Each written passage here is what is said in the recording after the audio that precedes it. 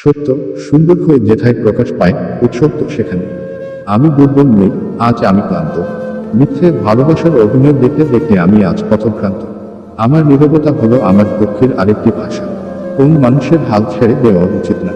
জীবনে অনেক বাধা আসবে, সেটা পার করতে হবে। জীবনে বাধা না আসলে জীবন সম্পর্কে জানা যায় না। সোহাগ করা তারই সাজে শাসন করে যায়, এটি একটি প্রবাদ। কাউকে এমন পাত্তা দেওয়া উচিত না যে আপনার মূল্য বুঝতে চেষ্টা করে না। একা থাকাই সবচেয়ে বুদ্ধিমানের কাজ। একা মানুষের সঙ্গী হিসেবে বইকের সাথে রাখাই গুণ। সত্য এসেছে মিথ্যা বিলুপ্ত হয়েছে।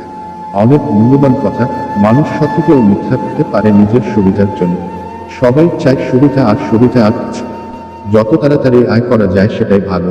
টাকা ছাড়া এই দুনিয়ায় সম্মান পাওয়া অসম্ভব। টাকা আর টাকা, এই মিথ্যা দুনিয়ায় অকল্পনীয় খুশি ক্রয় করা সম্ভব।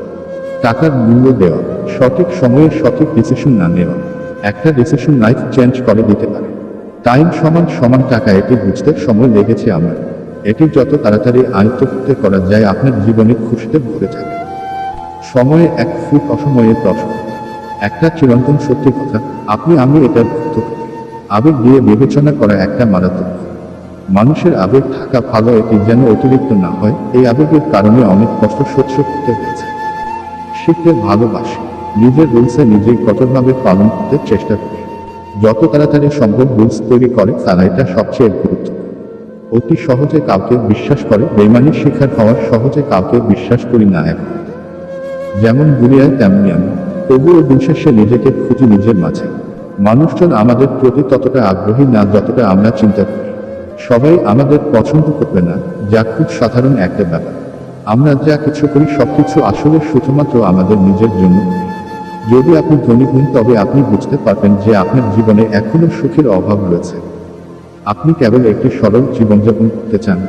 যদি আপনি বুদ্ধিমান হন তবে জীবন কিছুটা চাপ সৃষ্টি করে, কারণ আপনি কোনো কিছুই উপেক্ষা করতে পারবেন না। যদি আপনি আনাড়ি হন তবে আপনার অজ্ঞ আচরণের কারণে আপনি ভুল করেন।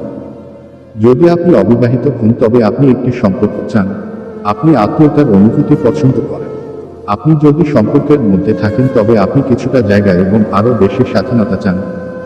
যে তোমার খেয়াল রাখে তাকে কখনো অবহেলা কর না, একদিন দেখবে পাথর খুঁজতে খুঁজতে হীরা হারিয়ে ফেলেছে।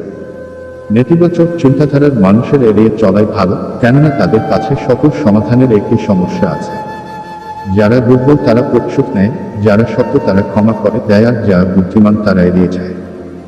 যখন কেউ অবহেলা করে তখন যে কাজটি করা উত্তম তা হলো বুক ফুলিয়ে চলা।